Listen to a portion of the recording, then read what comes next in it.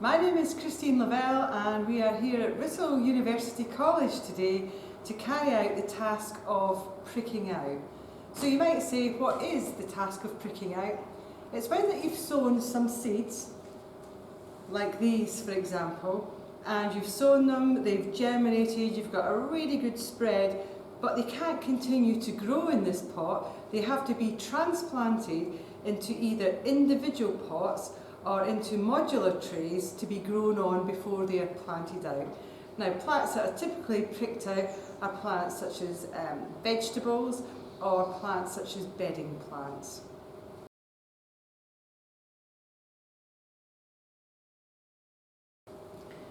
They're either planted into these modular trays here, as I said earlier, or these individual pots here. What's the difference? The difference is that if you're doing large amounts of bedding plants, the modular trays are ideal for this, because for the number of plants that you needed, if they were all individual in pots like these, it would take up too much room in your greenhouse. So it really saves on space if you want lots of a particular plant. If you only want a few, they grow particularly well in individual pots such as these.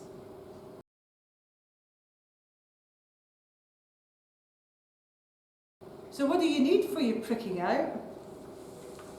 You need obviously the pots, you need potting compost, or if you go to the garden centre it might not say potting compost, it might just say general purpose compost or multi-purpose compost would be absolutely ideal. And then you need the plants themselves.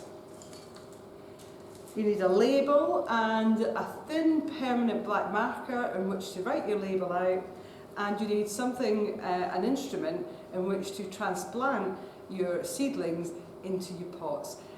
You can buy dibbers, they're quite expensive, although I usually use an old pencil or a pen or just a bit of cane here. Okay, so that is everything that you need to start the job.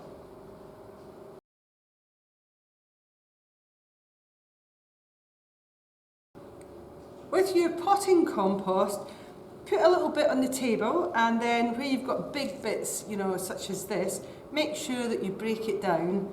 A bit like cooking really this is, so just break it down so it's nice and fine. The reason why you want to get rid of these larger lumps of compost is that the roots of the seedlings are going to be quite weak and quite small, and if they hit a big lump like that, they've got to grow around it rather than into it to receive the nutrients that are within the compost. So it's a bit more hard work for the plant, and you've got air within compost which has been broken up as well, which is great for root respiration. So break it all up, and once you've broken it all up, you can then take your tray. I'm going to take the modular tray for this because I'd like to get quite a number of plants for these, and then I'm just going to pour the compost up over the top into all the individual modules. Give it a tap down and then just strike off the top any excess compost. Get any lumps out, just clean it up.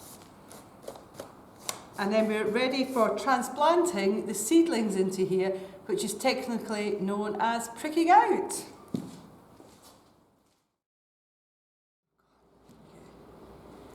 Once you've filled your modular tray up with compost, it's time now to take your seedlings, which we've got here.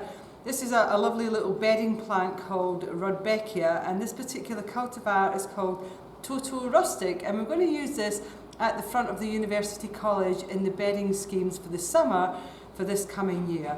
So a number of these have been done already. We've just got a few that have been left here. This did have coverage all the way over, so I'm just going to prick out this last little bit here. You're really looking for some of the smaller seedlings in here rather than the bigger ones, which would be harder to transplant. Also, when you're pricking out, you're trying to select uniform size seedlings and uniform types of growth within the seedlings to transplant into your modular trays. So make sure that before you start to prick out transplant, that you water your seedlings first of all, because if you don't and the compost is dry, when you remove the seedlings, the roots tend to break more easily if the compost is dry rather than if it's moist. That's the same principle if you were going to thin out your rows of seedlings outside in the vegetable garden. Before you thin out any seedlings, it's a transplantation as well, that you want to make sure that your row is watered before you remove the seedlings there too. So I'm just going to insert my dibber into the compost, a little bit away from the seedling, and then I'm going to go underneath. I'm going to hold the seedling by the leaf. Never ever hold the seedling by the stem, because if you hold it by the stem like this, and then the stem breaks, the whole seedling will die. Whereas if you hold it by the leaf, and the leaf breaks off, you've still got the rest of the seedling, the stem with other leaves on it to grow on from there. Okay, so you want to make a hole in the compost. You want to put the seedling in. Now make sure that hole's deep enough. I'll show you what not to do to make a little hole in there, and then try and shove it in. That's not very good for the root system. Make sure that your hole's big enough and deep enough to take the roots, and then put the compost around it, and then gently firm it in. Okay, and there we go. Now these seedlings are probably just a little bit bigger than what you would normally prick out. Normally it's where you've got the seed leaves, which are the first leaves to emerge, and then the first set of true leaves is the stage where you would normally prick out. Let's see if I can find it. Yeah, this seedling here is ideal. So you've got the seed leaves down the bottom. This is the first set of true leaves, and this is the next set. So this is an ideal size to prick out. So that I'm going to make my second hole a little bit bigger. I'm going to fit the roots in, compost around, just gently break it in. Now don't leave a big divot round there. Make sure it's nice and even so the water sits nice and evenly there. You don't want to plant them too deep either. Maybe the next one I'll do to show you what not to do again. So again, I've got a nice seedling here. You don't want to have it so you have the seedling too high so it's showing roots. You don't want it so it is too low so you've got the compost around the leaves, because it could rot off there. Just make sure that the base of the plant is at the base of the compost. So there we are.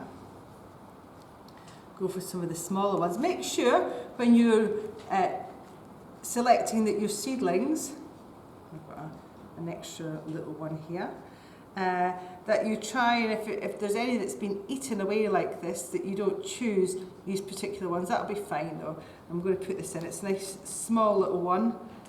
Put that in. I'm going to select another one. Okay, now just to run through again what types of plants that you can sow and then prick out later on. So plants that you can prick out later on would be plants, vegetables that are not hardy enough to be sown outside, that have to be sown indoors under heat in seed trays. And then after the seed trays, the seeds in the seed trays germinate, they need to be then transplanted into either individual pots or module trays. Now I'm always doing this for crops such as tomatoes. Tomatoes are ideal for doing things like that.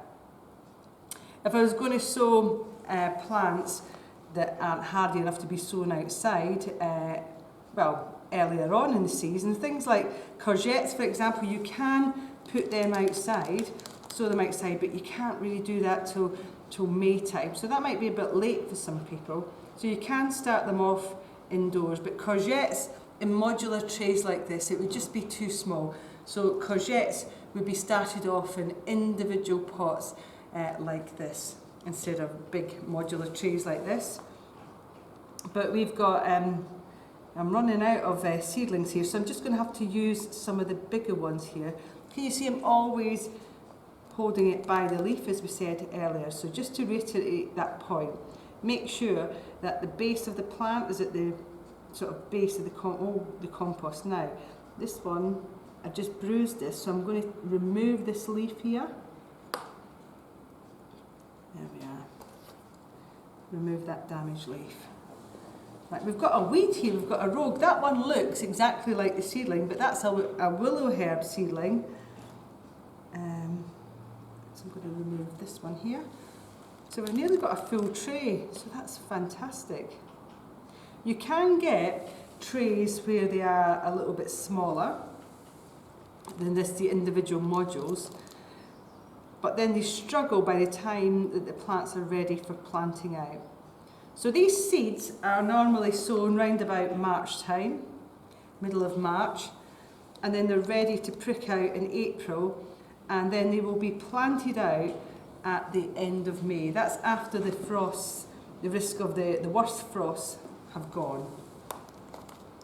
So I'm doing Rudbeckias here, but other classic ones that you can do, I've got some seedlings, they're over on the other side. I've got lobelia.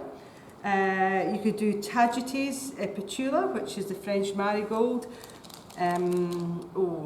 Tagetes erecta, which is the African marigold. You could do Impatiens walleriana, which is the busy lizzie.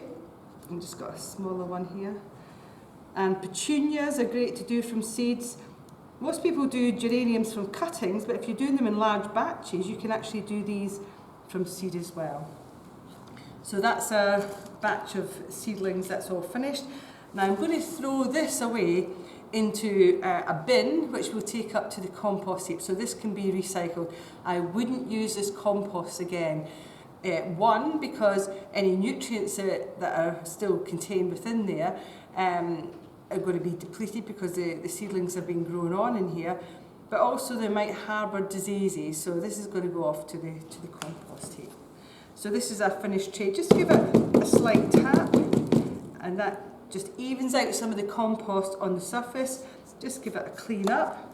Now you can use your label. This one here, it's always good to put the date on to remind you when you sowed it. It was sown on the 17th of March, and this is Rudbeckia Total Rustic. I have written out another label, or you can use the same one. I'm going to put that in here.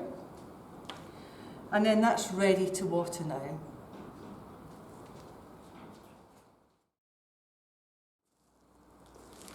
Just to go through how you would write your label out properly, when you've got your label, at the very top, you would put the date in which it was sown. So the first date at the top, which is the 17th of the 3rd, the 17th of March, that's the date it was sown. And even if it doesn't say sown, that the first date is always the sown date. The next date down is the day where it was pricked out. So in this case, it's the 26th of the 4th, and then you put a line across here, and then you actually write out the plant name. Now this one is Rudbeckia Total Rustic, this particular one here. You wouldn't write Rudbeckia Total Rustic all the way down here, because when you inserted the label into the modular tray of the individual pot, most of the writing would be in the compost by that time. So it's always good practice to make sure that you write the genus name first, and then the species or the cultivar thereafter. So that's writing out a label properly.